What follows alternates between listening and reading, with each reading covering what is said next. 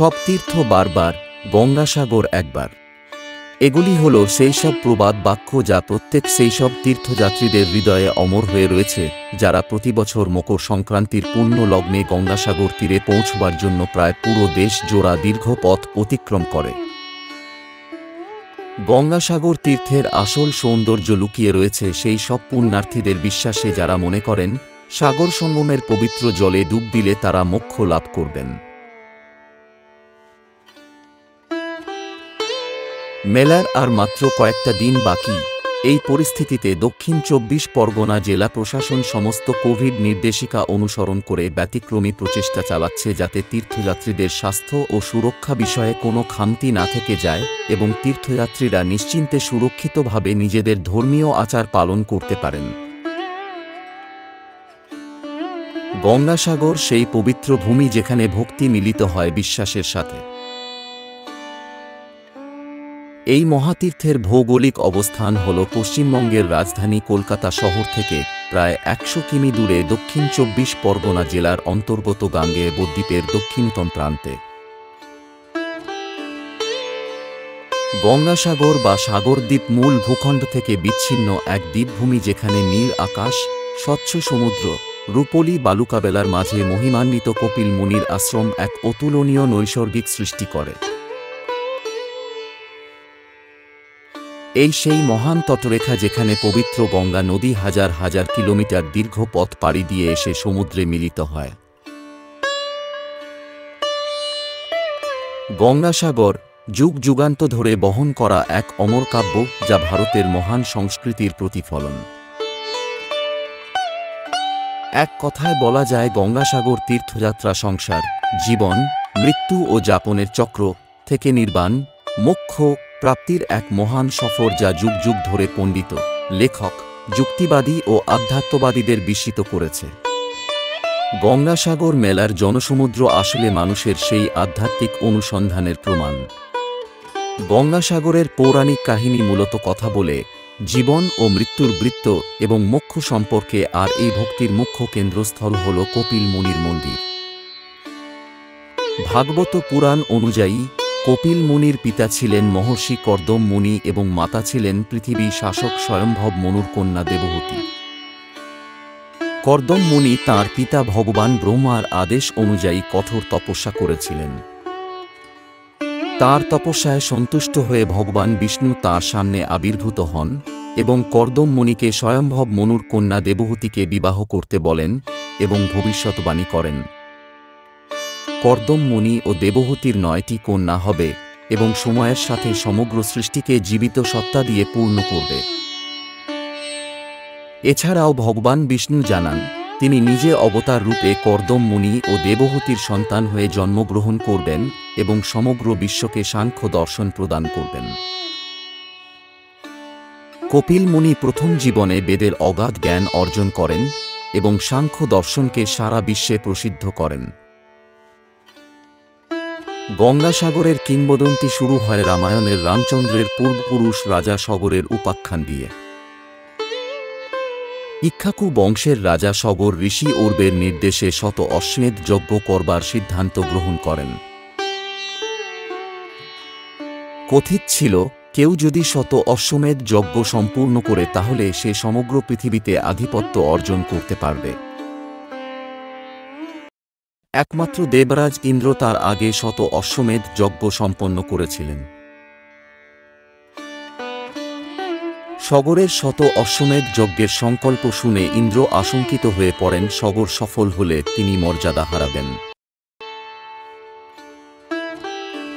ভীত ইন্দ্র সগরের যজ্ঞের অশ্ব কপিল মুনির আশ্রমে লুকিয়ে রাখেন।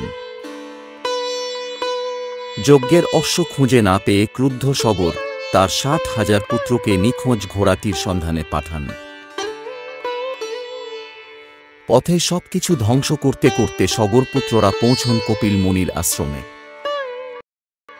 ধ্যানরত কপিল মুনির আশ্রমে পৌঁছে সগরপুত্ররা অশ্বটি খুঁজে পেয়ে কপিল মুনির ধ্যান ভঙ্গ করে এবং তাকে অপমান করে। ক্রুদ্ধ কপিল মুনি চোখ খুলে সগরের ৬০,০০০ পুত্রকে ভস্ম করে তাদের আত্মা নরকে পাঠিয়ে দেন। বহু বছর পর সগরের বংশধর অংশুমান কপিল মুনির আশ্রমে পৌঁছে যজ্ঞের অশ্বটিকে খুঁজে পান। অংশুমান কপিল মুনিকে তুষ্ট করবার জন্য তপস্যা করেন। অংশুমানের তপস্যায় তুষ্ট কপিল মুনি অশ্বটিকে নিয়ে যাওয়ার অনুমতি দেন। কপিল মুনির কাছ থেকে অংশুমান জানতে পারেন গঙ্গার পবিত্র জলে শ্রাদ্ধ কর্মাদি করলে তবেই সগরপুত্রদের আত্মা মুক্তি পাবে। কিন্তু অংশুমান বা তার পুত্র দিলীপ কেউই গঙ্গাকে মর্তে আনতে অসমর্থ হন। দিলীপের পুত্র রাজা ভগীরথ প্রথমে ব্রহ্মা ও পরে বিষ্ণুর আরাধনা করে গঙ্গাকে মর্তে নিয়ে যাওয়ার অনুমতি পান। সন্তুষ্ট ভগবান বিষ্ণু ভগীরথকে সতর্ক করেন গঙ্গার গতি নিয়ন্ত্রণ করতে না পারলে সেই দুরন্ত বেগে পৃথিবী ধ্বংস হয়ে যেতে পারে। ভগীরথ তখন ভগবান শিবের কাছে প্রার্থনা করেন শিব যেন তার জটায় গঙ্গাকে ধারণ করে তার বেগ নিয়ন্ত্রণ করেন। শিবের জটায় গঙ্গার দ্রুত বেগ হ্রাস পায় এবং তারপর গঙ্গা মর্তে অবতরণ করেন। অবশেষে ভগীরথ পবিত্র গঙ্গা জলে তার 60,000 পূর্বপুরুষের আত্মার শ্রাদ্ধ কর্মাদি করে তাদের আত্মাকে নরক থেকে মুক্ত করেন। যযুগ যুগে এইসব পৌরাণিক কাহিনী কিংবদন্তি ও পরে কিংবদন্তি থেকে বিশ্বাসে রূপান্তরিত হয়েছে। রাজা ভগীরথের নাম অনুসারে তাই গঙ্গার নাম হয় ভাগীরথী, রাজা সগরের নামে সমুদ্রের নাম হয় সাগর। সমুদ্র ও নদীর মধ্যবর্তী দ্বীপের নাম হয় সাগরদ্বীপ। পৌরাণিক এই আখ্যানে বিশ্বাস রেখে প্রতি বছর লক্ষ লক্ষ পুণ্যার্থী মোক্ষের সন্ধানে মকর সংক্রান্তির সময় গঙ্গাসাগর মেলায় যান। তারা বিশ্বাস করেন সাগর সঙ্গমের পবিত্র জলে ডুব দিলে সমস্ত পাপ ধুয়ে যায়। এই বিশ্বাসে ভর দিয়ে প্রতি বছর লক্ষ লক্ষ মানুষ কপিল মুনির মন্দির দর্শন করেন। সব তীর্থ বারবার, গঙ্গাসাগর একবার। মকর সংক্রান্তির শুভ সময়ে প্রতি বছর গঙ্গাসাগর মেলা উদযাপিত হয়। ভারতীয় জ্যোতিষশাস্ত্র অনুযায়ী সংক্রান্তি হল সূর্যের এক রাশি থেকে অন্য রাশিতে স্থানান্তরের সময়কাল। হিন্দু পত্রিকা অনুযায়ী মকর সংক্রান্তি শুরু হয় যখন সূর্যদেব মকর রাশিতে প্রবেশ করেন। জ্যোতিষশাস্ত্রে সূর্যের এই স্থানান্তরের এক বিশেষ তাৎপর্য রয়েছে, কারণ মকর হল শনির ঘর এবং শনি সূর্যদেবের পুত্র ও সূর্য দুজনে একে অপরের প্রতিদ্বন্দ্বী। কিন্তু মকর সংক্রান্তির সময় সূর্য নিজের ছেলের প্রতি রাগ ভুলে এক সৌহার্দ্যপূর্ণ সম্পর্ক বিস্তার করে। সেই কারণেই মকর সংক্রান্তির এই সময়কালকে শুভ সময় বলে চিহ্নিত করা হয়। মকর সংক্রান্তির সময় শীত ঋতুর সমাপ্তি ঘটে এবং ফসল কাটার মরশুমের সূচনা হয়। হিন্দু সংস্কৃতিতে এই সময়কালকে অশুভ সময়ের শেষে নতুন এক শুভ সময়ের সূত্রপাত বলে মনে করা হয়। এই সময় আবহাওয়া ক্রমে মনোরম হতে থাকে। মকর সংক্রান্তির দিন থেকে শুরু হয় উত্তরায়ণ। এই সময় দিন ক্রমে দীর্ঘ হতে থাকে এবং রাত ছোট হতে থাকে।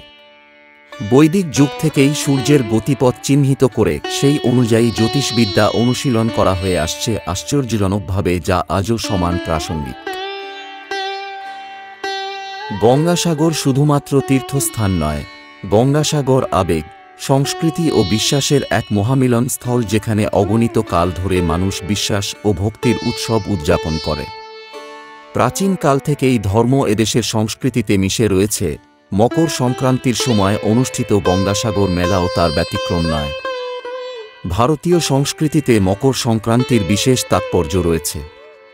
মকর সংক্রান্তিতে গঙ্গাসাগর মেলার উদযাপন ভারতের বিভিন্ন আঞ্চলিক সংস্কৃতির এক কেন্দ্রবিন্দু হয়ে ওঠে, যা সবাইকে একসূত্রে আবদ্ধ করে। বিশ্বাস করা হয় মকর সংক্রান্তিতে সূর্য মকর রাশিতে স্থানান্তরিত হওয়ার পরে সমস্ত নেতিবাচকতা ধীরে ধীরে কমতে থাকে এবং ইতিবাচক সময়ের সূচনা হয়। শীতের শেষ এবং বসন্তের শুরু হয় এবং দিন দীর্ঘ ও রাত ছোট হতে থাকে। ক্ষেতের ফসল কাটা শুরু হয় এবং নতুন শস্য বপন শুরু হয়। ভারতবর্ষ যেহেতু কৃষিপ্রধান দেশ, তাই এই সময়ে মকর সংক্রান্তির উৎসব সূর্যদেবের প্রতি কৃতজ্ঞতা পালনের উৎসব হিসাবেও পালিত হয়। সারা ভারতের বিভিন্ন অঞ্চলের কৃষকেরা এই সময় নিজেদের জমি, গবাদি পশু ও সরঞ্জামেরও বিধিবৎ পূজা করে। এই সময়ে দেশের বিভিন্ন অঞ্চলে উৎসব পালনের অঙ্গ হিসাবে বিভিন্ন সুস্বাদু খাদ্য প্রস্তুত করা হয়। তিল এবং গুড় দিয়ে বিভিন্ন মিষ্টান্ন প্রস্তুত করা হয়। তবে এই উদযাপন শুধুমাত্র খাদ্যেই সীমাবদ্ধ থাকে না। এই সময়ে দেশের বিভিন্ন অঞ্চলের সংস্কৃতির একটি আবশ্যিক অঙ্গ ঘুড়ি ওড়ানো। মূলত উত্তর ভারতীয় সংস্কৃতি হলেও পরে এই আনন্দ উৎসব দেশের সর্বত্রই ছড়িয়ে পড়ে। এক কথায় বলা যায়, মকর সংক্রান্তি উৎসব ও গঙ্গাসাগর মেলা ভারতবর্ষের সংস্কৃতি ও সৃজনশীলতার এক অপরিহার্য অংশ, যা সবাইকে ভেদাভেদ ভুলে একত্রিত করে।